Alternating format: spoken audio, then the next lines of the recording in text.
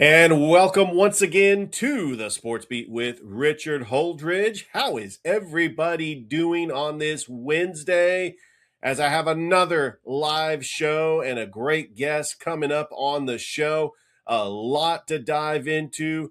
I pre-recorded this because right now, as this show is airing, Phoenix City Little League is in a battle with Tacoma, which I'm actually watching that right now. So that's why I went ahead and pre-recorded this.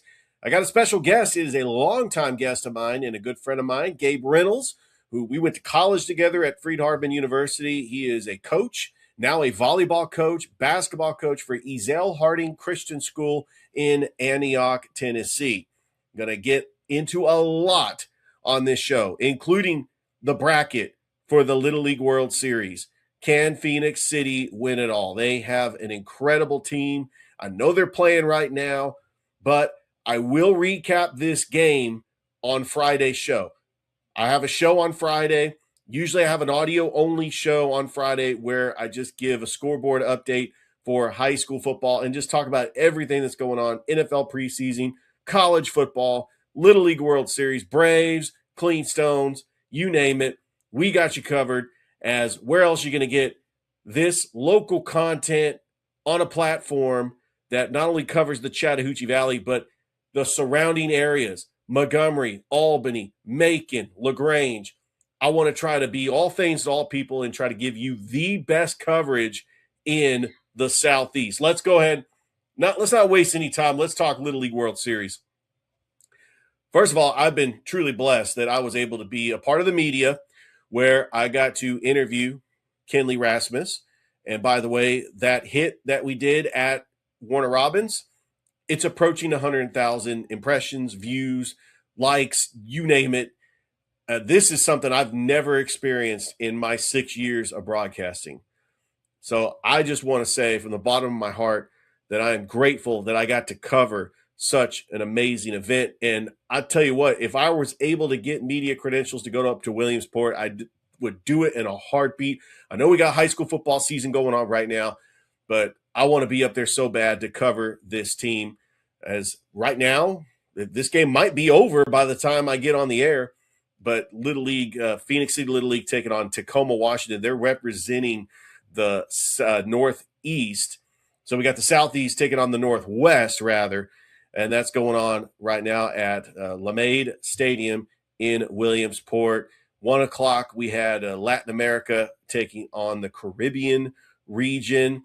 And let's take a look at that international bracket. We've got Latin America, which is Ministerio sobre de Alice de la Guardia from Leon, Nicaragua, taking on the Caribbean team, which is Los Nacionales Little League from Santiago, Dominican Republic.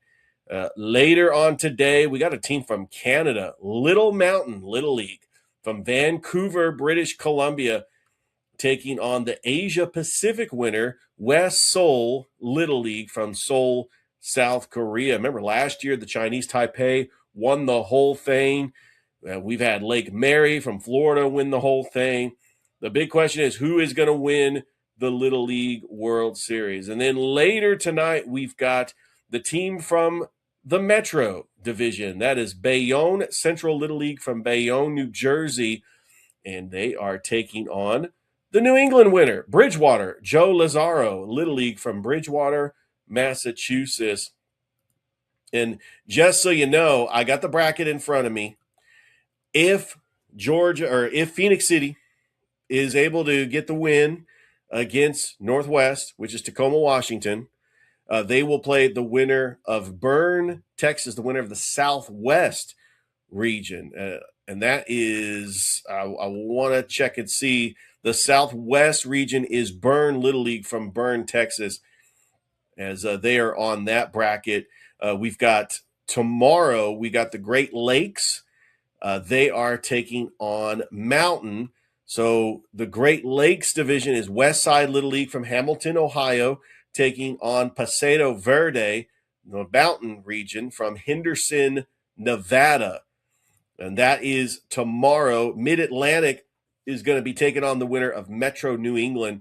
Let's see. Mid-Atlantic is Eastside Little League from Westchester, Pennsylvania. And then we got West taking on Midwest. You know, West is near and dear to my heart because I was a part of West Little League, not going to the Little League World Series, but Milpitas South over there in California. Sweetwater Valley Little League from Bonita, California, taking on the Midwest champion Davenport Northwest Little League from Davenport, Iowa. And that's what the bracket looks like so far. We've got 4 games on the United States bracket, and in the international bracket, as I'm going all over to the international bracket, we have got 4 games. And then we've got more games tomorrow on the international side. Australia taking on Mexico. We also have Panama going to await the winner of Latin America, Caribbean. Europe, Africa. Who's representing Europe, Africa? That is South Czech Republic from Brno, Czechia. I tell you what, Czechia has really come on strong as far as a baseball country. Curacao is taking on Japan. So, Europe, Africa. So, Czechia is taking on the winner of South Korea and British Columbia. And then, so we've got Panama and Czechia that's going to be waiting the winner of the 2 games that are being played right now as we speak. In fact, that Canada Asia Pacific game should be going on right now. I love the Little League World Series. We got the Little League Classic. Braves taking on the Milwaukee Brewers this Sunday in Williamsport. This is a bucket list thing. If you are a member of the media, this is truly a bucket list thing. I would love to pick the brain of the media members that got to cover Northern Little League back in 2006, 20 years ago, when they ended up beating Japan in the championship. We all remember the names: Kyle Carter, Josh Lester, Cody Walker, Mason Myers, JT Phillips, Brady Hamilton. It was such a beloved team that will forever be remembered. And we should celebrate teams like this. I honestly think there should be a sign entering Columbus, home of the 2006 Northern Little League champions. They have a display case in the Georgia Sports Hall of Fame in Macon. And why not? Warner Robins also won it in 2007. That team with Jake Fromm. We want to celebrate our Georgia teams and Alabama teams for that matter. Phoenix City Little League went to the Little League World Series and won the United States Championship back in 1999. And they're trying to rekindle that passion that they had for Little League. And of course, with the story with the Rasmus kids is incredible, because Kinley Rasmus and her dad, Corey Rasmus, who pitched for the Angels, pitched for the Braves, was on that 1999 Little League team, along with his brother Colby Rasmus, 10-year Major League Baseball veteran, played for the Cardinals, the Astros, the Blue Jays. That Rasmus family, baseball is in their blood, and I love seeing the cousins, Kinley Rasmus and Riker Rasmus. Riker, he just turned 12, but he's a young player that's going to be back next year. Kinley Rasmus, what can you say? She's a phenomenal athlete. We're going to see her playing flag football for Central, could possibly even play baseball for Central. I think we're witnessing history here, and that's why I'm pre-recording this show, because I'm actually at a watch party watching Phoenix City Little League, and I will recap everything that's going on Friday's show. I do want to make a special announcement. I will be hosting Sports Vision's 92.1 FM tomorrow and Friday, so I'm looking forward to that as well. All right, let's switch gears to high school football. Every Wednesday, I give my AHSAA report, and I'll include AISA. Shout out to Chambers Academy. Try to give them some love as well, but strictly AHSAA, because that's the majority of the teams are in the AHSAA. We might have the game of the year.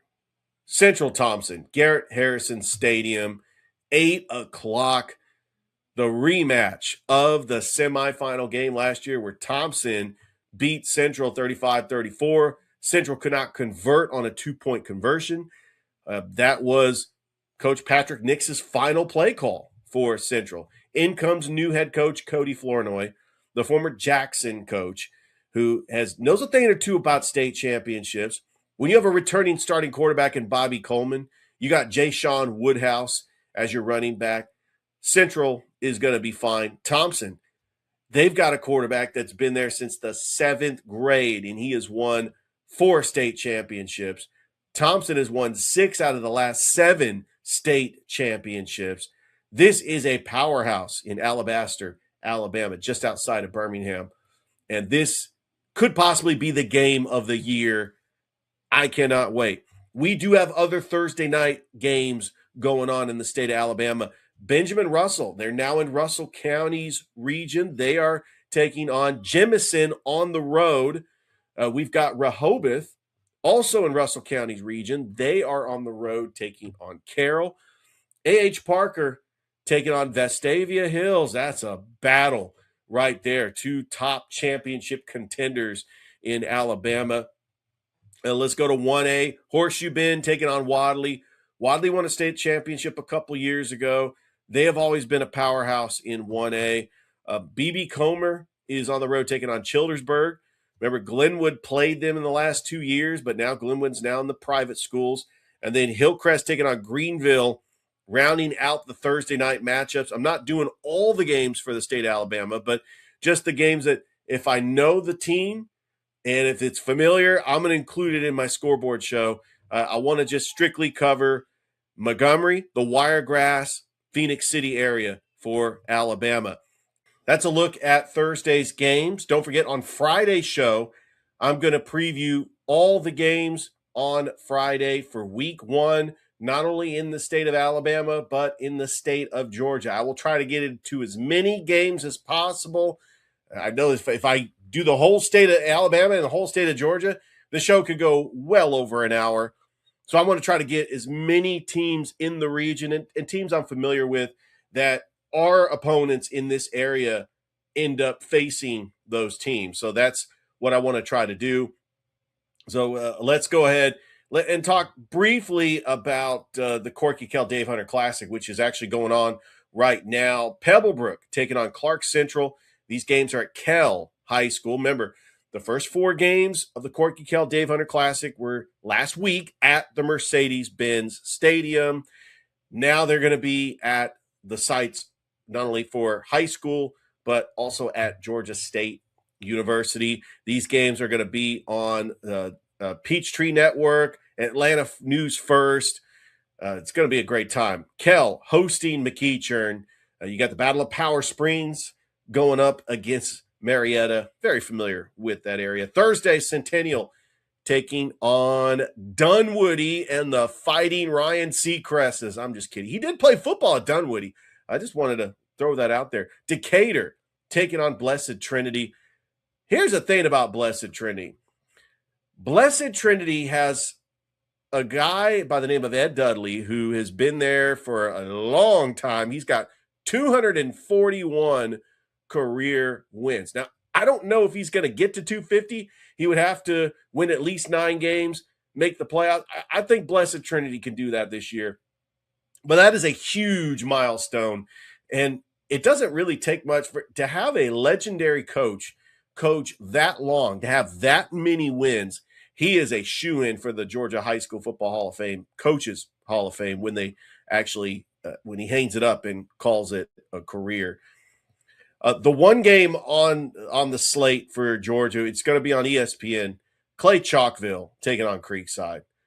I just want to throw that out there. That is the game that they are featuring, and it is the biggest game when it comes to Border Wars, Georgia and Alabama. We have our set of Border Wars, as well. But let me go and take that graphic off because actually talking about Georgia high school football now. Let's take a look at the rest of the Corky Kell Dave Hunter Classic. We've got on Friday, Hebron Christian, the defending private champions, taking on Carver of Atlanta. And we got Parkview taking on Coffee. Gordon Lee is taking on Treon. And then we have got Stevens County taking on Gilmer. Shout out to Jeremy Green. He's up there broadcasting those games up in LJ. And Housing County is taking on West Forsyth. So some of those are the Corky Kell Dave Hunter Classic. Others, just big games that are going to be on TV. That LJ TV station up there calls those games. And I really am blessed that I get to be a part of high school football. I'll be at Chaco on Friday producing that game. So it should be a lot of fun. All right, let's take our first break. When we come back, I'm going to talk NFL football. The Atlanta Falcons did sign a pass rusher. Will that be enough to get them through this season? Are we doomed for a disaster season for the Falcons as they get ready for the Indianapolis Colts week 2 of the preseason? You don't want to go anywhere. It's a Sports Beat with Richard Holdridge. We'll be right back after this.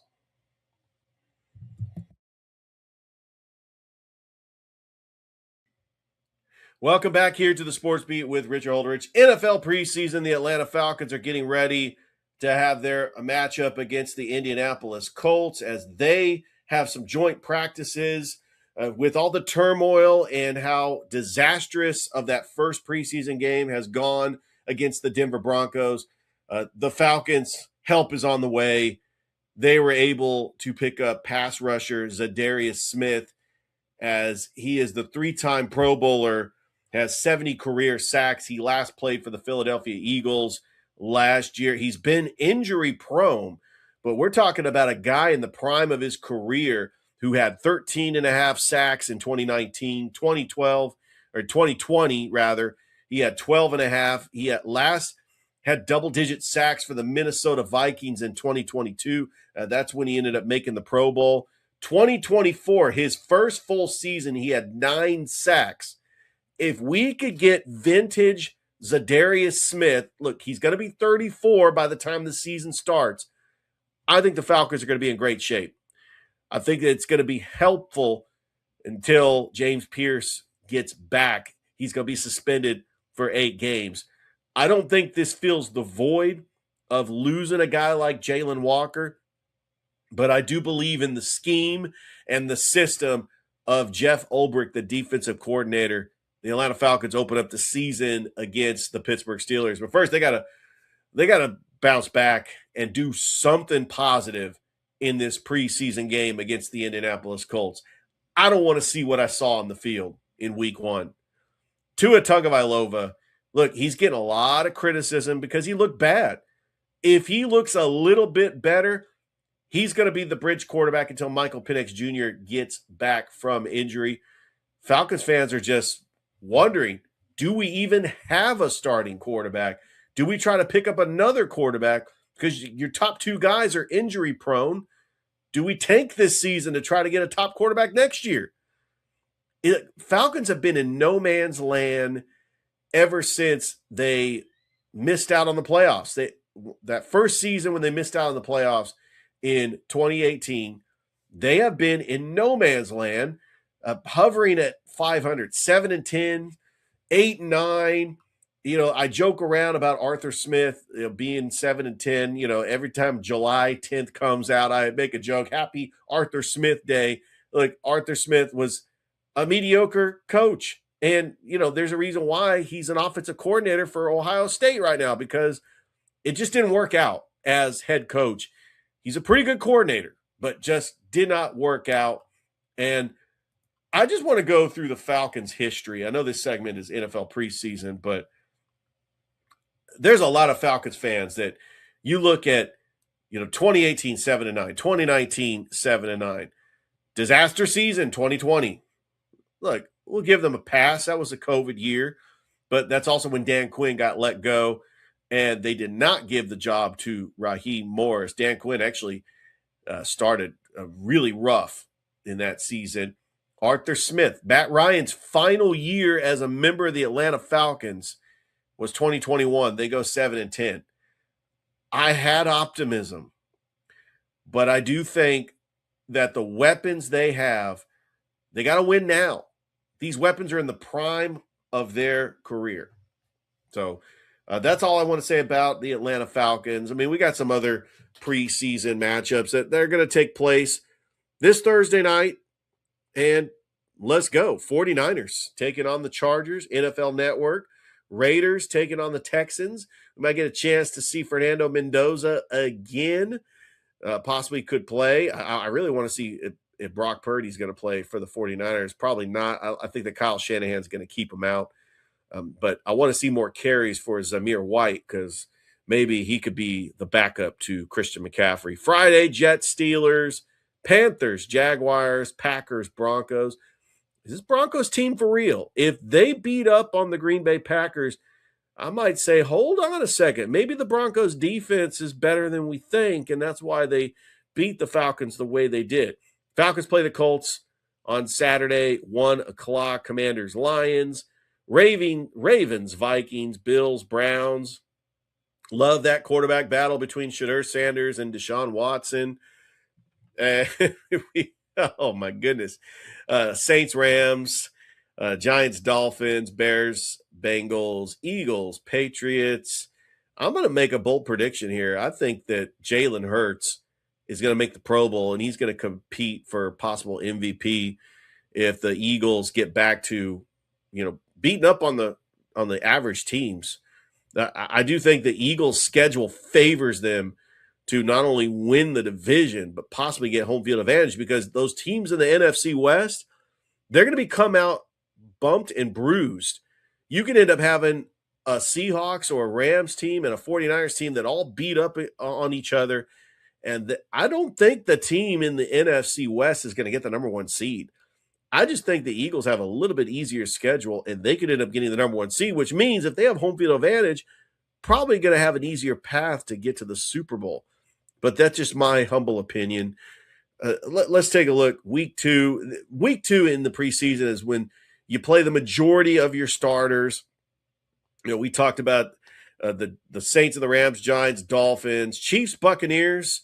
There is turmoil in Tampa with Baker Mayfield not getting a restructured deal. Vita Vea is wanting another restructured deal. How are the Buccaneers going to look like without Mike Evans? I still think they got some weapons, including Cade Otton, Emeka Egbuka, Chris Godwin. Cowboys, they're a little bit beefier on the defense with Von Miller. I don't know if Von Miller is going to play, but they're going to be taking on the Cardinals that they're decided to shut down Jeremiah Love for the preseason. Possible high ankle sprain for Jeremiah Love, who I was going to try to pick up in fantasy.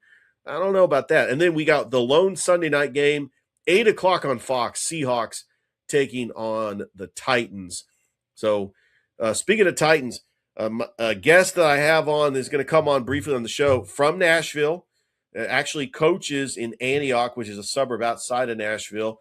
But he's a Cowboys fan, but he roots for the Titans, kind of like how I'm a 49ers fan, and I root for the Falcons because they're the local team to Georgia. But Gabe Reynolds, who I've known for over 27 years, we went together at Freed Harbin. We were there, and he was a student coach on the basketball team and an announcer every now and then. But yeah, Gabe Reynolds coming on the show. We're going to go ahead and take a break. We're going to go pay some bills. And when we come back, Gabe Reynolds, he's coming on the show. You don't want to go anywhere. It's a Sports Beat with Richard Holdridge. Back after this.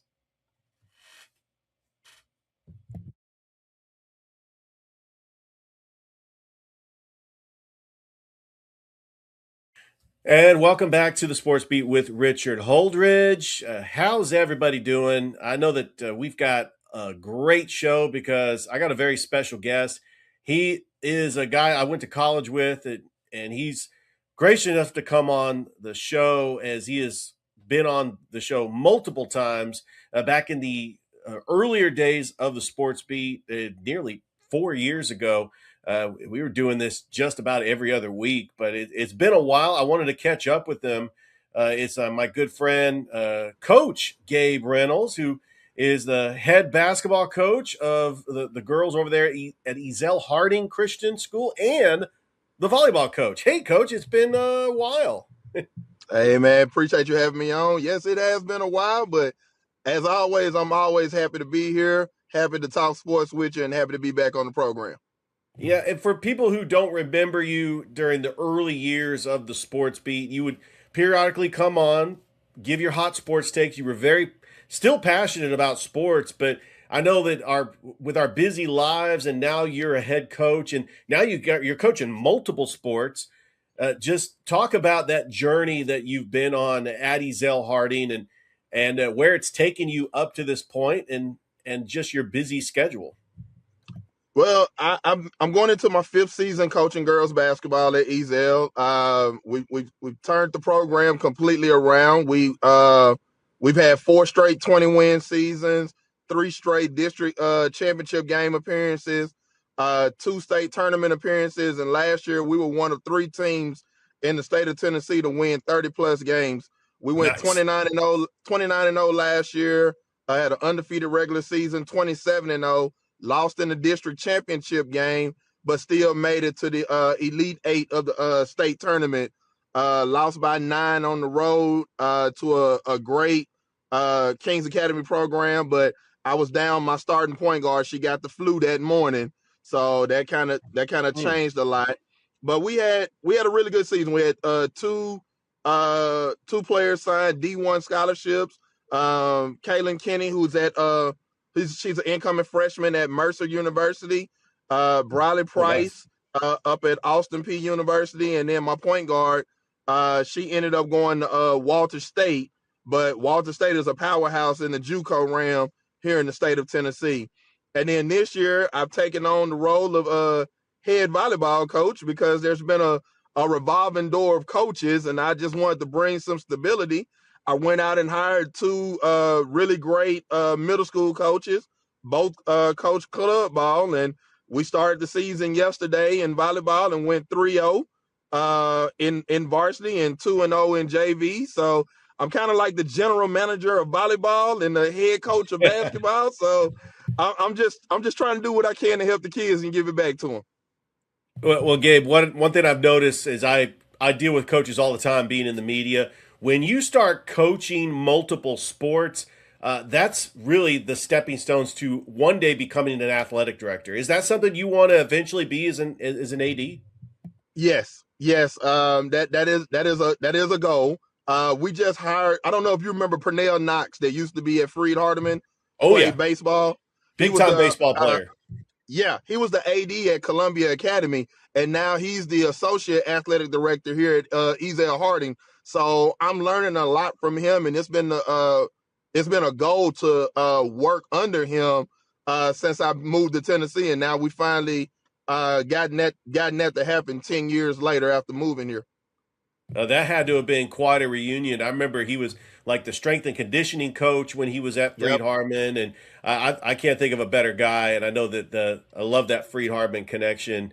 Let's talk about just you being in that Nashville, Tennessee area, busy coaching, but you're still in the Tennessee Army National Guard, right? Or did you retire yet? I know it's been a Nope. while.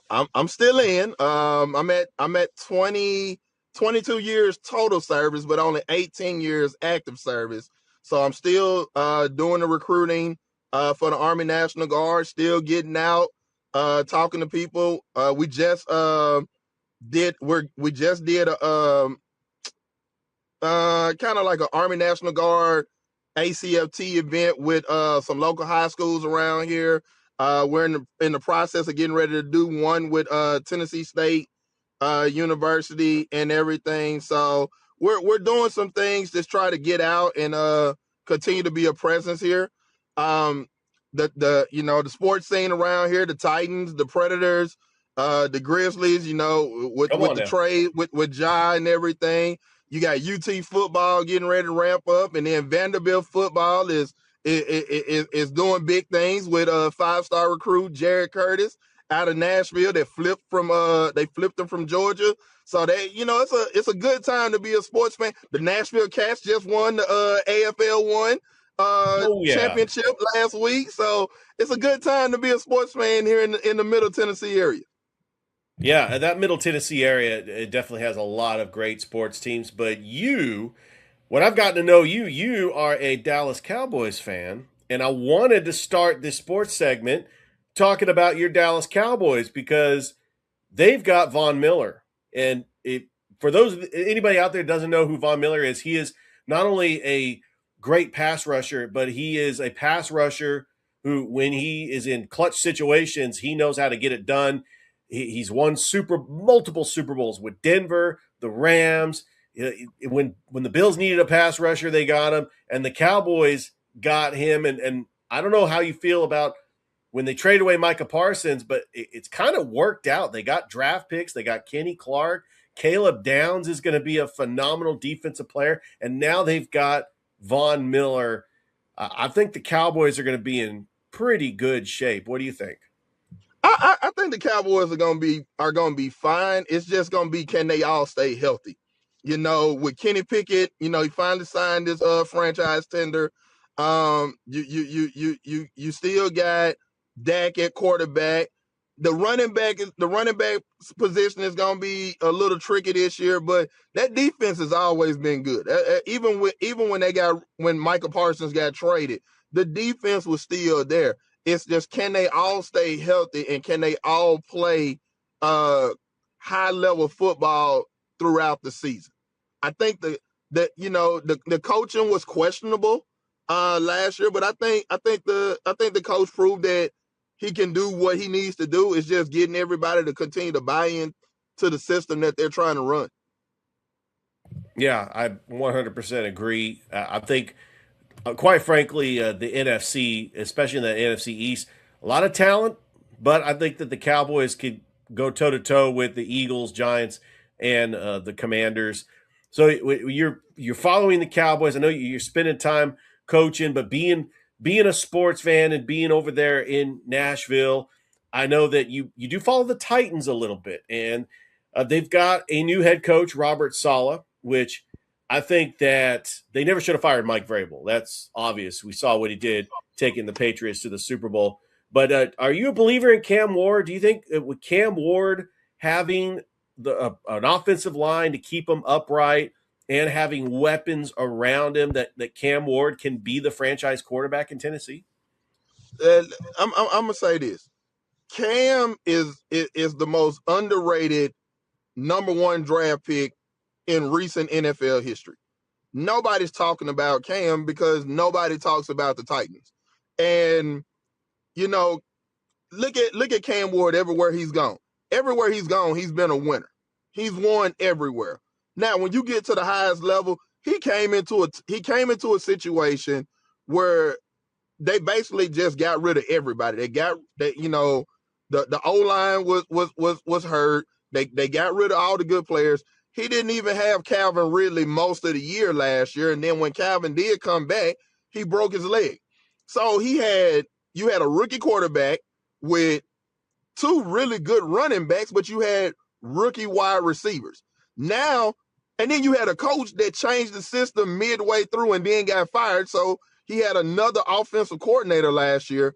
Now you got a proven head coach in Robert Saleh. And when I say proven, don't look at what happened in New York, because prior to Aaron Rodgers getting there was a lot of positivity going. And if you look at what Robert Saleh did in San Francisco before he left and went to New York, that defense was a top 5 defense. He left New York and came back. That defense again was a top 5 defense. Then you bring in Brian Dable. Brian Dable, former head coach, New York Giants, offensive coordinator. He knows what he's doing. You got somebody in there that knows how to call the plays, that knows how to develop players. Look at what he did for Josh Allen in Buffalo. So now you surround Cam with 2 seasoned head coaches. And then you still got those coaches bringing their guys, and then you bringing in other seasoned vets in that coaching area, that coaching realm. I think Cam is going to be okay, because now Cam don't have to go out there and just be like Brett Favre and throw it all over the field. He can spread it out. He's got good receivers this year. He's got 3 quality running backs. He's got an O-line that's being rebuilt. And what they're talking about on the O-line around here is they want that O-line to be violent. They want that O-line to just go out and just push people back. And then on the defensive side of the ball, man, that defense is going to be scary. They just got to put it together one game at a time. You give Salah time, he gonna be just like Vrabel. You give him time, he gonna show you what he can do. I believe in Cam. I believe in Salah. I love that the Titans are nobody's talking about them. The media ain't talking about them. NFL Network ain't talking about them. But you know who is talking about them? Everybody that's got to go up against Robert Saleh and Brian Daboll on Sunday. They're talking about them. Because the Seattle Seahawks are here this week for joint practices. They're here in town. And it's a good test because now you're with the Super Bowl champs. You just went out to San Francisco, had good practices last week. Now, the one thing I can say that this team is doing in practice, they've been fighting. They've been fighting each other. So they tired of losing. And what that tells me, they want to win, and they want to win now. Because anytime you get into fighting with your teammates in practice, that means you self-checking, you holding your teammates accountable.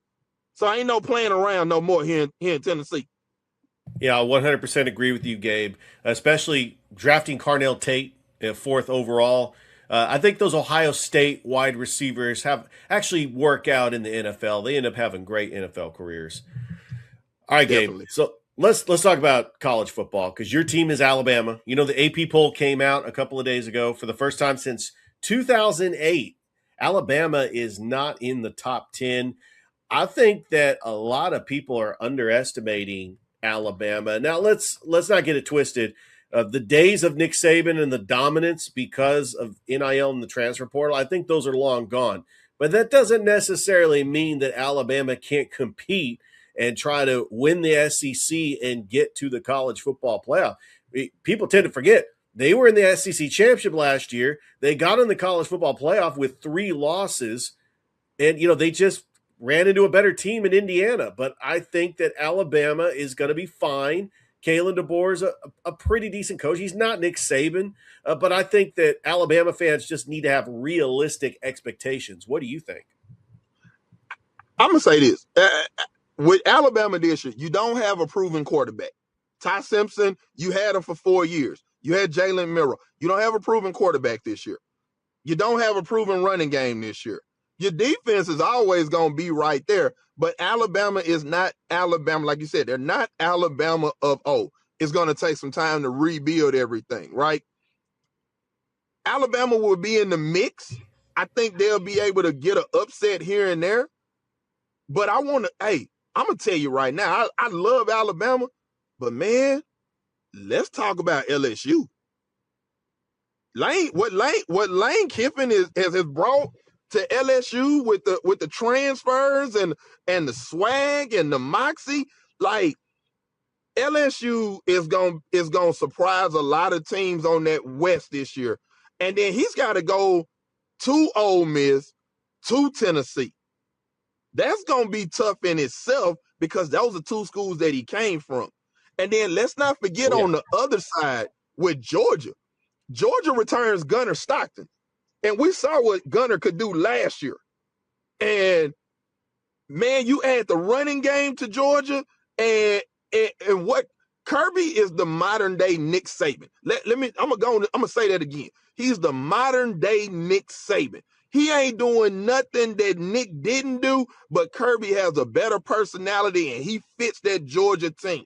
Love Alabama, but I'm going to watch the SEC this year because they got to have somebody that can run up against the Big Ten. Because right now, the Big Ten is the new face of college football.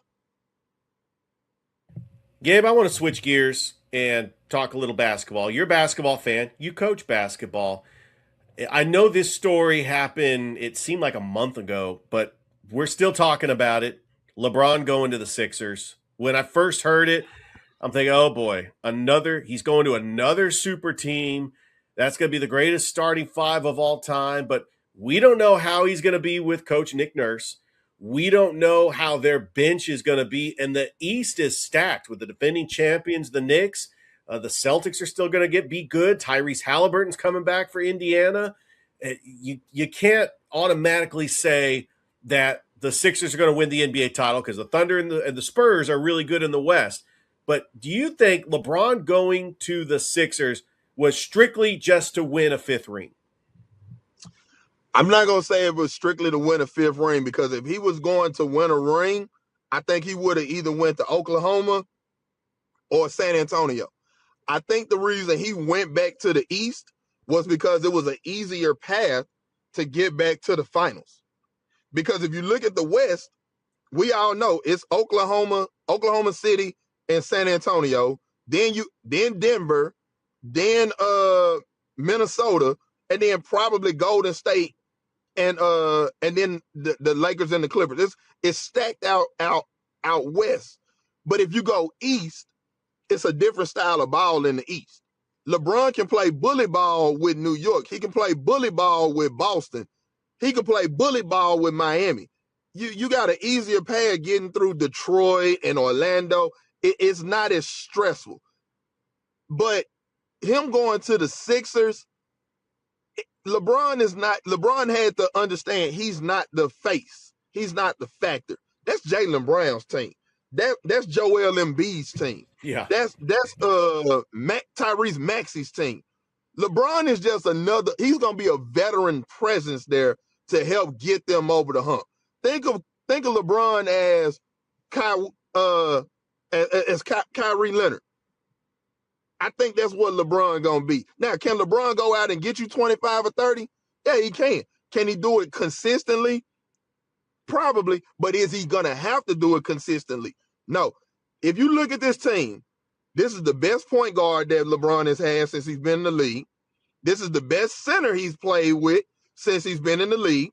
This is the best small forward shooting guard that he's played with since he was with Miami. This is a much better team, and LeBron on any team instantly makes them a contender. What Philly has that Boston doesn't have, Philly's got 4 all-stars. Boston only got who am I thinking about? Yeah, Jason Tatum, Derek White. They only got Paul George. Maybe. Indiana only got Halliburton, and Giannis and Bam. I don't really know how that's gonna work down in Miami, but I think Kawhi on the Raptors. But who does he have with him? Even New York, they got Brunson, but they still got They still got the starting 5. They got rid of their bench. Yeah. New York got rid of the bench, so it's almost tailor-made for Philly to get there. But in a 7-game series, depending on who they go up against, if Embiid gets injured, that changes the whole dynamic of that Philly team. Yeah, Gabe, I know that it's been a while since you've been on the show, and I always enjoy your passion for sports. And one thing we do have in common, we were both in the Army National Guard. I just retired, but we also went to Freed-Hardeman, which is starting to become a dynasty in the NAIA. I know that we didn't talk about Freed-Hardeman boys basketball team winning 2 out of the last 3 years, and then their coach, Drew Stutz, becomes the assistant coach down at his alma mater, North Alabama. I mean, how cool is that? I mean, people are just talking about this NAIA powerhouse in Freed-Hardeman, our alma mater. Man, that it's good because we were there during the lean years when they were just starting to build up, and then they got there, and now they got over the hump. They won, like I said, 2 of the last 3 national championships, and Drew was recruiting at a very high level. But that lure of being a head coach and being able to go to not only your alma mater but a D1 and getting that experience at a D1. And then one day going out to lead your program, and I say in 2 to 3 years, we can see Drew Stutz leading his team in the March Madness and be glued to the TV watching him pull an upset like those teams do in March every year. And then you got his sister down there, Abby, who has the Lady Lions. They were number 1 throughout the season, and then ran into a buzzsaw in the Sweet 16 and got upset. But she returns basically everybody. She's got everybody coming back, and then brought in another reloaded class of players that can run the table again and go right back and do it all over again. So, yes, Henderson, Tennessee, the little small town right up under Jackson, about an hour and 15 minutes east of Memphis, is squarely on the map as the major power hub in NAIA basketball. It's a great time to be a line and a late in line in Henderson, Tennessee. Yeah, there's no question about it, Gabe. And before I get you out of here, because I know you got a busy schedule, let's just talk about getting ready just to prepare yourself just for everything going on as far as coaching wise, trying to balance work and family, and just making sure that you are having your priorities in place. Because I know that coaches have a very busy schedule. Me being a member of the media, I know, like, I remember in my old days of writing for the Chester County Independent, that I remember having to, interview Coach Waddington and Coach McCutcheon. I don't know if you remember those two from Freed Harmon Yep. back in the Yep. early 2000s. But I just know how busy coaches can get. Just talk about how you're able to balance that, especially coaching multiple sports. Man, it's definitely jumbling a lot. I will say this. I just recently got married, and my wife. Thank you. My wife and my bonus daughter. They keep me going. I'm able to be with family because my daughter is actually on the volleyball team and she's a senior this year. And Nice. so being able to coach her, my bonus daughter, she's a cheerleader. She cheers during basketball season. And then my bonus son, he's playing baseball. So we're all over the place. But what I definitely try to make time to be at everybody's event. I make sure that it's gonna be hard to get to basketball to see my bonus daughter cheer. But whenever I don't have a game or we get out of practice early, I can shoot down there and watch her cheer. Like I said, being able to coach my daughter in volleyball this year as the head coach, and then being there for my bonus son playing baseball, and just having that time together. Like after the game last night, we all sat around the dinner table when we got home, and we were just talking about our day and talking about school, and the kids were talking about their day and everything, and my wife was telling me about her day. So I always make sure that I find that balance. And they all came to the game yesterday to watch my daughter and see her first game for her senior year. So, having that support. And right now I'm just trying to step back and enjoy it.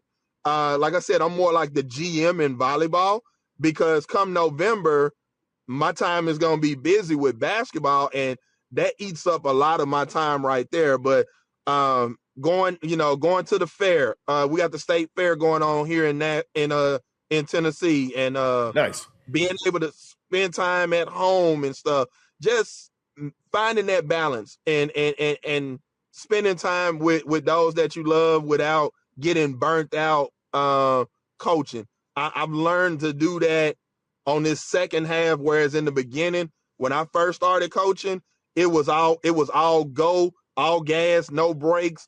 Everything was toward the team. But now I'm winning. I've gotten a taste of winning. I know what it's like to win. If I had to step down right now from being a coach, I would be satisfied, especially after the season that I had last year. I can do a lot of things and say a lot of things that a lot of other coaches can't. I'm a 3-time coach of the year. I've been to two state playoffs in 2 different states. I made it to the Elite Eight. I've had an undefeated season. How many coaches can say they had an undefeated regular season? Like Not that many. I'm blessed and I'm happy, and I'm just excited to just continue this journey and watch these young ladies, these young men play the game that they love and be passionate about it. And I'm able to give something back to them. But then when I get home, I take the coach hat off and I'm just dad and I'm a husband. And I just enjoy it. Gabe, I want to say I've known you for a little bit over 27 years now, and I just want to say I'm so proud of where you started, being a student coach at Freed Harmon, being a part-time analyst, to being the coach that you are, and the soldier that you are as well. And I really appreciate you coming on my podcast. I'm trying to reboot this thing because I'm not on WQEE anymore, but I still trying to grow my audience, and I figured I couldn't think of anybody better than to come on. My guest has been on more appearances than anybody in the history of the podcast, so thank you so much for being on the show. Man, always it's a pleasure to be a part of it, and hey, I look forward to coming back this season. You know how we are when we start talking football and everything and Oh, you know basketball. it. So, hey, let me know. I'm always down, and I'm always ready to connect with the audience. Look, Gabe, and I do want to say something before we close, that this is not going to be the one lone appearance, and then I wait 2 more years to have you on. I definitely want to have you on regularly, and I know that this podcast took like a 4-month hiatus, and then just a lot of things happened. But I think it's been 2 years. But I'm so glad that you were able to come back on. Hey, man, I'm here. Just let me know, and I'll clear my schedule. All right. Gabe Reynolds, everybody. He is the head volleyball coach and the head girls basketball coach of Ezell Harding Christian School in Antioch, Tennessee. Thank you so much, everybody, for seeing another episode of the Sports Beat. Make sure you like us on Facebook. Subscribe to the YouTube channel. We will see you next time. Thank you, everybody. Have a great rest of your night. Thank you for watching the Sports Beat with Richard Holdridge. You can catch new episodes on Facebook and YouTube every Monday and Wednesday night at 5 p.m. The Sports Beat with Richard Holdridge is a local podcast that covers sports in Columbus, Georgia.